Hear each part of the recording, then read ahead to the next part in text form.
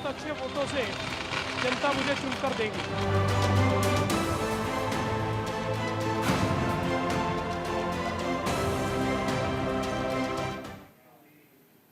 नमस्कार, आप देख रहे हैं हमारी खास पेशकश। आपके साथ मैं दीपिका सिंह। इस बार के महाराष्ट्र विधानसभा चुनाव के कई मायने होंगे, कई मायनों में खास भी होगा। एक तरफ दो धड़ों में बटी राजनीतिक पार्टियों के लिए अग्नि परीक्षा है, तो वही पार्टियों के साथ बटे वोटर्स के लिए भी अपना नेता चुनने की राह आसान नहीं रहने वाली है। देखिए, अब तक जाति धर्म के आधार पर बंटने वाले वोटर इस बार अपने चहेते नेताओं की विचारधारा को लेकर बटा हुआ दिखाई दे रहा है। इसी को महाराष्ट्र का चुनावी दंगल बेहद पेचीदा होता हुआ दिखाई देगा। ये खास रिपोर्ट देखिए।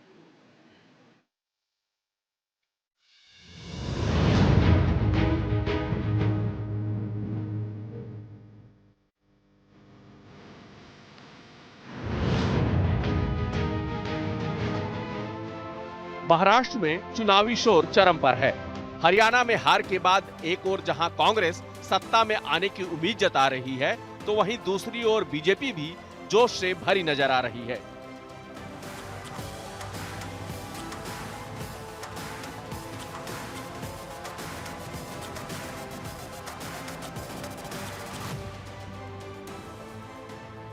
हाल ही में हुए लोकसभा चुनाव में बीजेपी और उसके गठबंधन को लगे झटके के बाद विपक्ष के हौसले हाई दिख रहे हैं, लेकिन हरियाणा विधानसभा चुनाव में बीजेपी ने बाजी मारकर पूरा पासा फिर से पलट दिया है। हौसलों की लड़ाई में बराबरी की बात हो गई है।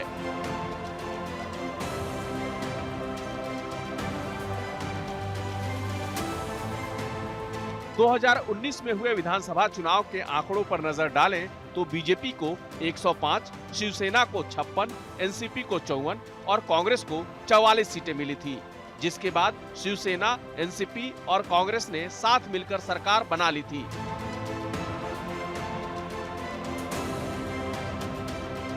हालांकि ये गठबंधन की सरकार ज्यादा दिन नहीं चल सकी।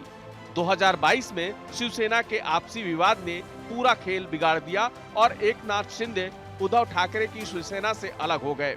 बीजेपी ने इसी मौके को भुनाकर एकनाथ शिंदे के नेतृत्व में सरकार बना ली। अजित पवार भी शिंदे सरकार का हिस्सा बन गए। अभी महाराष्ट्र में यही सरकार सत्ता में है।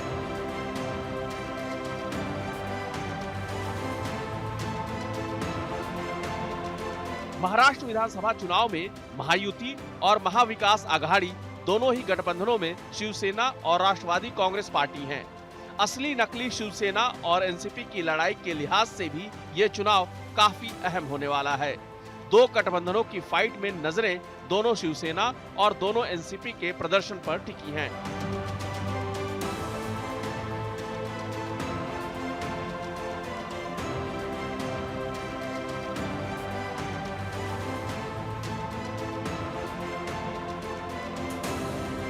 दोनों पार्टियों के दो फाड़ होने के बाद हो रहे पहले विधानसभा चुनाव उद्धव ठाकरे, शरद पवार और अजित पवार के लिए भी महत्वपूर्ण माने जा रहे हैं।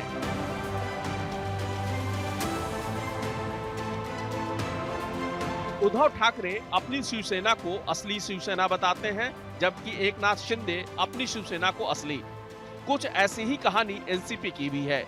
एनसीपी के नाम और निशान की लड़ाई में शरद पवार को मात देने के बाद अजित पवार अपनी पार्टी को असली एनसीपी बताते हैं।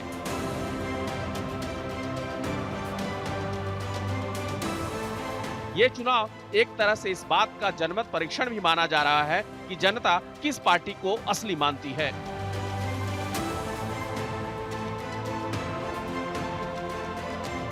असली नकली की इस लड़ाई के बीच सबकी नजरें उन सीटों पर भी टिकी है जहां मुकाबला इन्हीं दलों के दो धड़ों के बीच है। शिवसेना के दोनों धड़े 49 सीटों पर आमने सामने हैं, जबकि 38 सीटों पर मुकाबला एनसीपी बनाम एनसीपी है।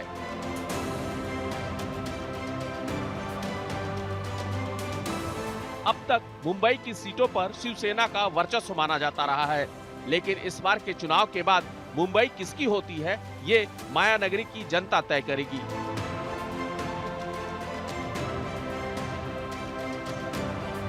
पश्चिमी महाराष्ट्र को एनसीपी का गढ़ माना जाता है।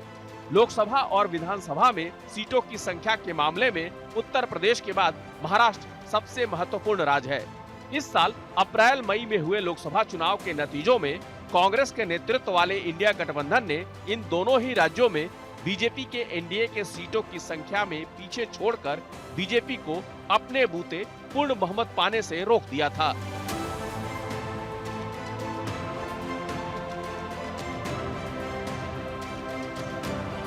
पिछले 3 साल में बीजेपी ने आक्रामक नीति अपनाते हुए पहले शिवसेना फिर एनसीपी के टूटे हुए धड़ों को अपने साथ लाकर महाराष्ट्र की राजनीति को न सिर्फ बेहद जटिल बना दिया है बल्कि राष्ट्रीय स्तर पर भी क्षेत्रीय दलों के अस्तित्व का संकट खड़ा कर दिया है।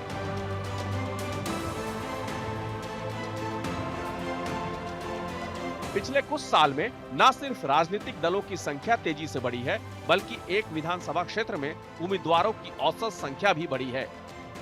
2004 में एक विधानसभा क्षेत्र में औसतन 9 उम्मीदवार थे। 2019 में ये औसत बढ़कर 11 और अब 2024 में 14 हो गया है। ऐसा तब हुआ है जब बड़ी संख्या में उम्मीदवारों ने अपना नामांकन वापस ले लिया है। ये चुनाव सीट दर सीट वाली लड़ाई बन गई है। इस बार हर सीट अपनी कहानी खुद बयां करेगी।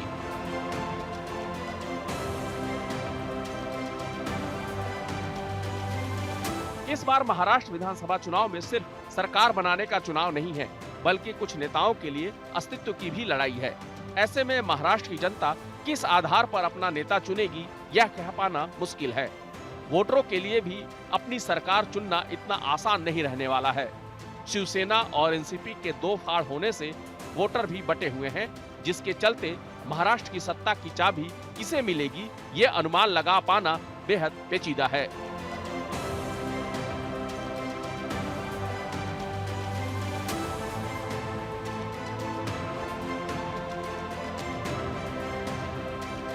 न्यूज इंडिया के लिए संजीव कुमार की रिपोर्ट।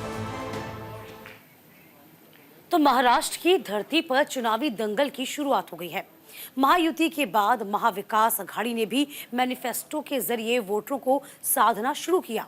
वोटरों को लुभाने के लिए वादों की झड़ी कितना कारगर साबित होगी ये तो नतीजे ही तय करेंगे, लेकिन जिस तरह से पार्टियां घोषणा पत्रों के जरिए जनता से वादे कर रही हैं, उससे एक बात साफ है कि नेता वोटरों की कमजोर नस को पकड़ चुके हैं।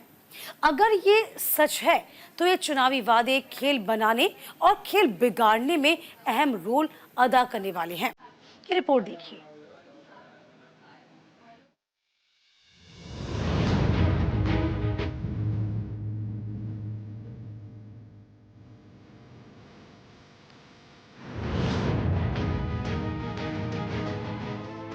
महाराष्ट्र में राजनीतिक पार्टियों के बीच सीट शेयरिंग पर बात पक्की होने के बाद चुनावी दंगल ने जोर पकड़ लिया है।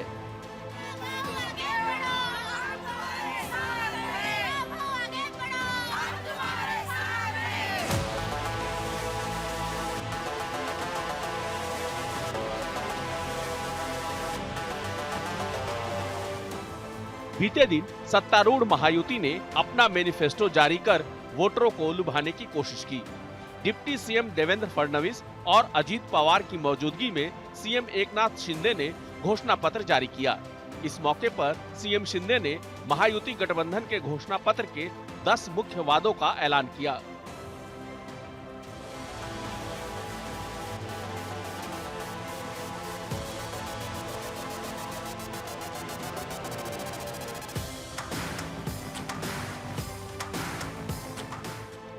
कोल्हापुर में जनसभा के दौरान उन्होंने प्रदेश की जनता को भरोसा दिलाया कि विजन महाराष्ट्र 2029 के लिए सरकार बनने के 100 दिन के अंदर इन वादों को पूरा किया जाएगा। महायुति की 10 गारंटी। लाडली बहन योजना की धनराशि 1500 रुपए से बढ़ाकर 2100 रुपए करने का वादा किया गया। पुलिस बल में 25,000 महिलाओं की भर्ती का वादा किया गया है।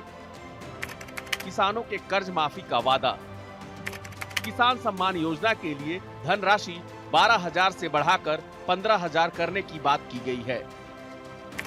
एमएसपी पर 20% सब्सिडी देने का भी वादा किया गया है। आश्रय योजना के तहत जरूरतमंदों के लिए भोजन और आश्रय की पहुंच सुनिश्चित करना ये भी वादा किया गया है। वृद्धा पेंशन धारकों को हर महीने 2100 रुपए देने का वादा किया गया है। आवश्यक चीजों की कीमतों को स्थिर रखने का वादा करने के साथ साथ हर महीने 25 लाख नौकरियां पैदा करने का भी वादा किया गया है। 10 लाख छात्रों को 10,000 रुपए हर महीने ट्यूशन फीस देने का भी वादा किया गया है। ग्रामीण क्षेत्रों में कनेक्टिविटी को सुधारने के लिए पांडे सड़कों का विकास किया जाएगा। महायुति ने 45,000 गांवों में पंडन सड़कों का निर्माण करने का वादा किया है। आंगनबाड़ी और आशा वर्कर्स को 15,000 रुपए वेतन और सुरक्षा देने का वादा किया गया है। नवीकरणीय ऊर्जा के क्षेत्र में निवेश कर बिजली बिल में 30% की कमी करने का वादा किया गया है। सरकार बनने के बाद विजन महाराष्ट्र 2029 को 100 दिन के अंदर पूरा करने का वादा किया गया है। महायुति को भरोसा है कि इसके सहारे महाराष्ट्र में एक बार फिर उनकी सरकार बन सकती है। मैनिफेस्टो में खास तौर पर महाराष्ट्र में अभूतपूर्व समृद्धि और विकास की दिशा में आगे बढ़ने की प्रतिबद्धता पर जोर दिया गया है।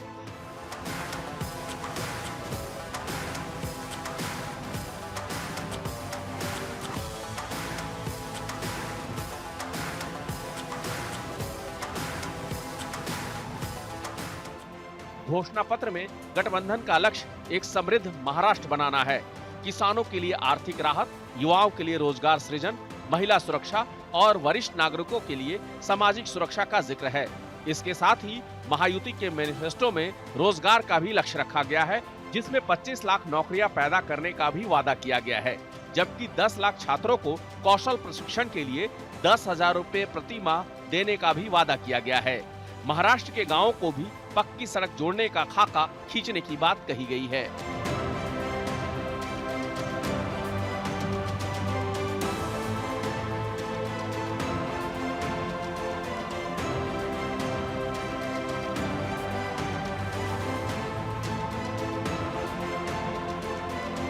महाराष्ट्र के मुख्यमंत्री एकनाथ शिंदे, उप मुख्यमंत्रियों देवेंद्र फडणवीस और अजित पवार ने मंच पर खड़े होकर घोषणा पत्र जारी किया।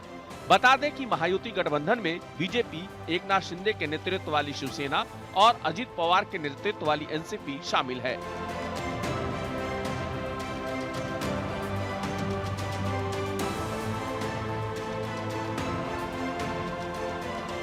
महाराष्ट्र की 288 विधानसभा सीटों के लिए 20 नवंबर को वोट डाले जाएंगे। इसके लिए 4,140 उम्मीदवार चुनावी मैदान में अपनी किस्मत आजमा रहे हैं।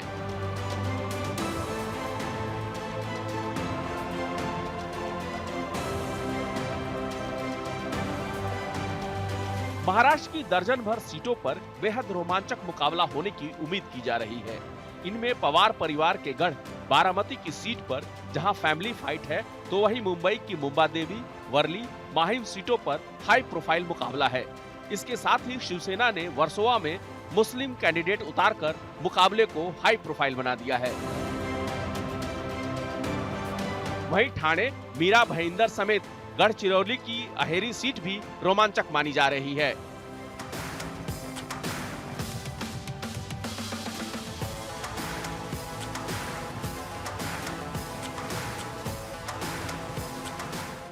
ऐसे में देखना सबसे ज्यादा दिलचस्प ये होगा कि महायुति का वादों भरा मैनिफेस्टो जीत दिलाने में कितना मददगार साबित होता है और वोटर महायुति का कितनी दूर तक साथ देते हैं। हालांकि चुनाव ज्यादा दूर नहीं है, वोटिंग के लिए काउंटडाउन शुरू हो गई है। ऐसे में वोटरों को साथ जोड़कर रखना और उसे वोट के रूप में बदलना सबसे बड़ी चुनौती रहेगी।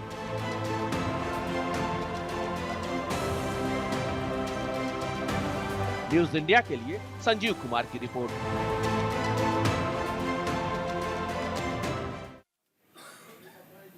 तो महायुति के बाद महाविकास अघाड़ी ने भी अपना घोषणा पत्र जारी कर दिया है। मायानगरी मुंबई में उद्धव ठाकरे, राहुल गांधी, मल्लिकार्जुन खड़गे, शरद पवार ने 5 गारंटी वाला मैनिफेस्टो जारी किया। देखिए, मैनिफेस्टो जारी करने से पहले एमवीए के नेताओं ने छत्रपति शिवाजी महाराज की प्रतिमा पर माल्यार्पण कर सम्मान किया। उसके बाद महाराष्ट्र की जनता के सामने अपने 5 चुनावी वादे रखे। चलिए ग्राफिक के जरिए हम आपको समझाएंगे वो 5 चुनावी वादे हैं क्या। इन 5 वादों पे हम लगातार नजर डालेंगे, आपको समझाएंगे कि एमवीए के ये 5 वादे आखिरकार क्या हैं। तो फिलहाल देखिए ग्राफिक के जरिए समझिए। महिलाओं को हर महीने 3000 रुपए की वित्तीय सहायता की बात कही गई है इसके जरिए। इसके अलावा आपको बता दें कि महाराष्ट्र में सरकारी बसों में मुफ्त परिवहन, किसानों का 3 लाख रुपए तक का कृषि कर्ज माफ लगातार किया जाएगा। जो हम लगातार आपको बता रहे हैं, किसानों का 3 लाख रुपए का तक का कृषि कर्ज माफ किया जाएगा, ये भी कहा गया है। इसके अलावा किसानों को लगभग आपको बता दें कि 50,000 रुपए की आर्थिक सहायता भी मिलेगी। तो देखिए 50,000 लगातार ऋण चुकाने वाले किसानों को 50,000 रुपए तक की आर्थिक सहायता दी जाएगी जो लगातार अपना ऋण चुकाते हैं। इसके अलावा लगातार ऋण चुकाने वाले किसानों को ये भी बता रहे हैं, बेरोजगार युवाओं को 4,000 रुपए तक की आर्थिक मदद दी जाएगी। देखिए बेरोजगार जो युवक हैं उनको 4,000 आर्थिक रूप से मदद की बात कही गई है। इसके अलावा सभी परिवारों को 25 लाख रुपए तक का किफायती स्वास्थ्य बीमा दिया जाएगा, ये भी अपने मैनिफेस्टो में शुमार किया गया है। इसके अलावा सरकारी अस्पतालों में जरूरी निशुल्क दवाएं उपलब्ध कराई जाएंगी, ये भी मैनिफेस्टो में रखा गया है। यानी कि कुल मिलाकर देखा जाए, हाशिए पर पड़े समुदायों की रक्षा, उनके अधिकारों को सुरक्षित करने के लिए महाराष्ट्र सामाजिक आर्थिक जाति जनगणना भी करवाएगी। देखिए ये कुछ नया और कुछ डिफरेंट रखा गया। जाति जनगणना के बाद आरक्षण पर 50% की सीमा हटाने का ये वादा भी किया गया है। तो फिलहाल देखिए तमाम वादे हैं जो एमवीए ने किए। तो फिलहाल इस मौके पर महाराष्ट्र महाविकास अघाड़ी में शामिल दल के नेताओं ने महाराष्ट्र स्वाभिमान सभा का आयोजन किया। इसमें गठबंधन में शामिल सभी दलों के बड़े नेता शामिल हुए। राहुल गांधी ने मंच से खुलकर बीजेपी और शिंदे सरकार पर निशाना साधा। राहुल गांधी ने क्या कुछ कहा है ये भी हम आपको सुनाते हैं।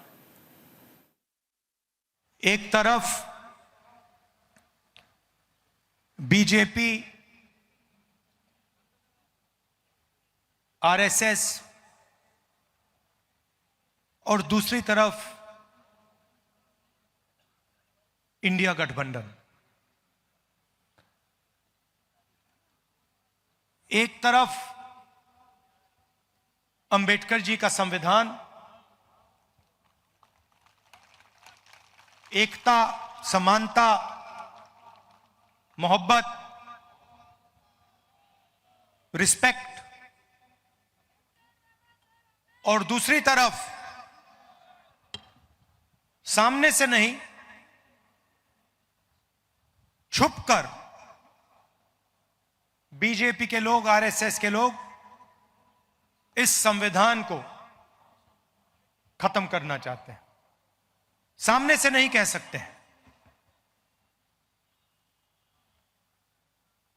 सामने से कहेंगे तो नतीजा उनको मालूम है, पूरा का पूरा देश उनके सामने खड़ा हो जाएगा। इसलिए वो सामने से नहीं कहते हैं, छुपकर संविधान को कमजोर करते हैं।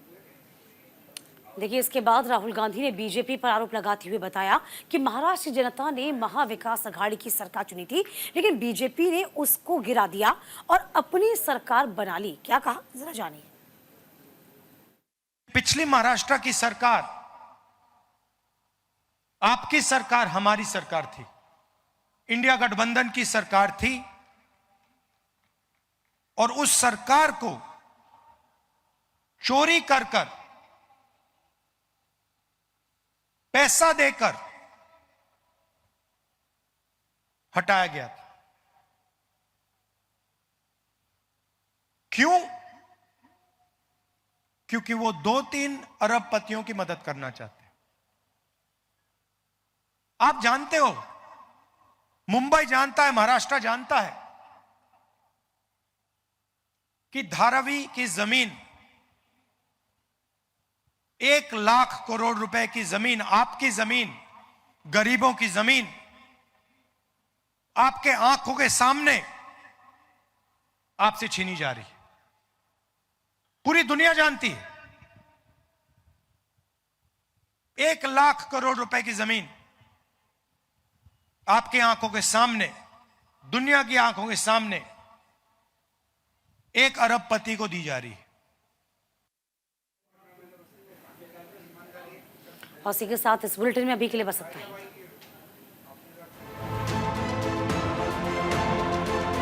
बहुत अच्छे वोटों से जनता मुझे चुनकर देगी।